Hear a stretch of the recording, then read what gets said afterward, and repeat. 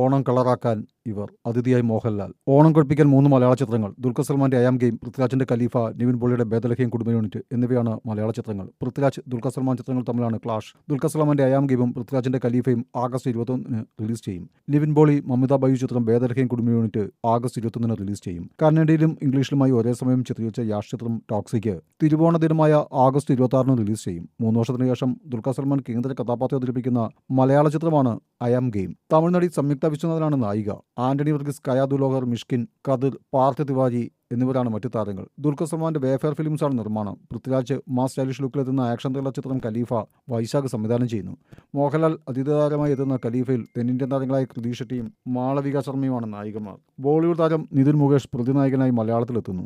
Yannick Ben ഒരുക്കുന്ന action രംഗങ്ങൾ ചിത്രത്തിന്റെ ഹൈലൈറ്റ് ആയിരിക്കും. നിവിൻ പോളിയും മമിത ബൈജു ഒരുമിക്കുന്ന കളർഫുൾ ചിത്രം ബേദലഹീം കുടുംബ യൂണിറ്റ് ഗിജി ഷെഡി സംവിധാനം ചെയ്യുന്നു. പ്രേമലുവിന്റെ ബ്ലോക്ക് ബസ്റ്റർ വിജയത്തിന് ശേഷം ഗിജി ഷെഡി സംവിധാനം ചെയ്യുന്ന ചിത്രം ഒരുക്കുന്നത് പ്രേമലുവിന്റെ നിർമ്മാതാക്കളായ ഭാവന സ്റ്റുഡിയോസ് ആണ്.